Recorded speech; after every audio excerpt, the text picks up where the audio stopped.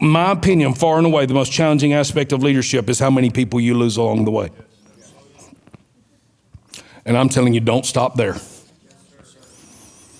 When you get to Haran, keep on walking. I came in here this morning to say that. When you get to Haran, keep on walking. When you're reminded of pain, keep on walking. When you're reminded of loss, keep on walking. When you're reminded of betrayal, keep on walking. And when you're reminded of disappointment, you keep on walking. The great Chinese proverb that the journey of 1,000 miles begins with one step. Take another step. How will you get there? Apostle Paul used to say, you keep picking them up and putting them down.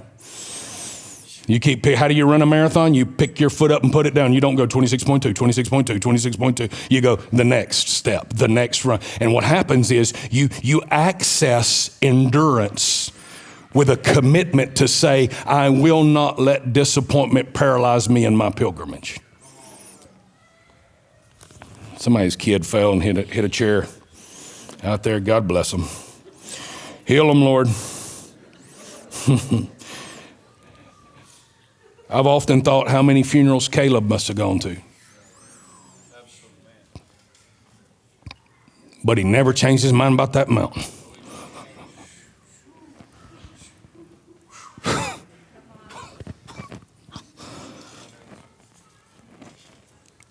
I put myself in that list when I talk about the Western church. I prayed for way more of them who didn't get healed than I have prayed for the ones who did get healed. But I'm not finished with this story yet. And I will not settle for God's not doing it because my story didn't turn out the way I wanted it to, and the story of the person I prayed for didn't turn out the way it wanted to. I will not let my lack cause me to put God's goodness on trial. I'll say there's more. And through the valley of weeping, I will go. Set your heart on a pilgrimage, and through the valley of weeping, you'll go. Whew. You've got Abram and you've got Sarah. You have all that legacy will require. You don't have Haran, but you have Abram and you have Sarah. Haran means mountainous. The name Haran means mountainous. Interestingly, a land called Haran, which means mountainous, is a land of very little historical significance. Haran is a land of very little historic significance. Yet there is a land called Canaan, which means lowland. That is a land of massively historic significance. Massively significance historically. Massive. So mountainous, not much happened with that. We know very little historically of how important Haran is. Oh, but say Canaan, and it's now equated globally as a place of promise. But by the time we get here, it's a lowland under a curse. Salah. Refuse to let disappointment cause you to settle for an inferior mountain. Interestingly, the name Terah means delay. Abram's father, Terah's name means delay. What reclamation initiative would we be in the middle of had we been exposed to a degree of proximity and presence that enabled us to effectively process and walk through disappointment? What has been delayed because we did not know how to let the Spirit teach us to walk through disappointment? Do not let who you lost keep you from what you were designed to redeem. One of the most valuable things Yeshua ever gave me was including Judas in the story and choosing to wash his feet as well. Salah.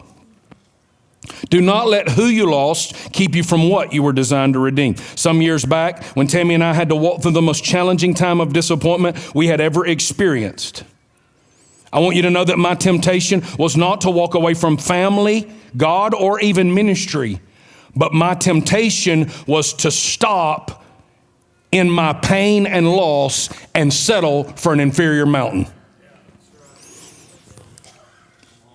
Thanks be to Abba for the manifest presence revealed in renewal. that once again set our hearts on a pilgrimage. Psalm 84:6, through the valley of weeping, I will go.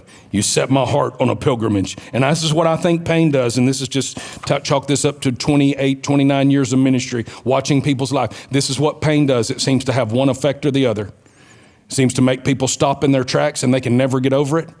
Or it becomes a fuel source to the individual who is able to look at what they went through and say, that will not be wasted. I will see the Father redeem that has been lost, stolen, and forfeited. I believe the difference is not what's in that individual internally. I believe the whole difference is the presence and proximity they're exposed to, where they're able to find the heart of the Father in the middle of the disappointment and the pain.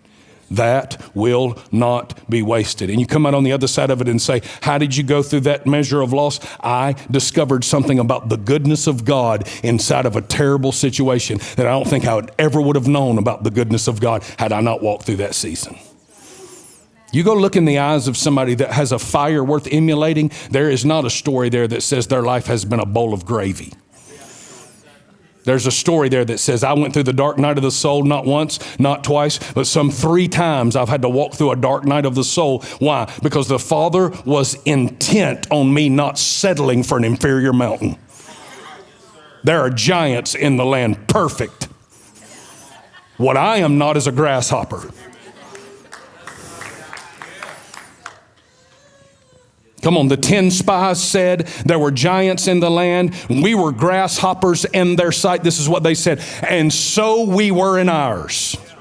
We saw ourselves the way we believed our adversaries saw us, even though the scripture bears out that whole land was in fear of the Israelites because everybody knew that God was with them. But if you don't know that God is with you, you're going to change your perspective of how big your enemy is, and you're going to change your perspective of how big you are, and all of a sudden the enemy's going to...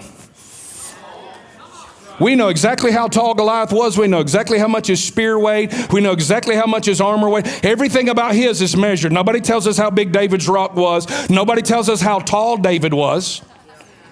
Right? Because when you find yourselves in challenging situations, oftentimes you don't magnify the identity that helps bring breakthrough. You magnify the identity of the thing that you're facing instead of saying, as dark as that was, my Father will even redeem that and bring us into a land flows with milk and honey.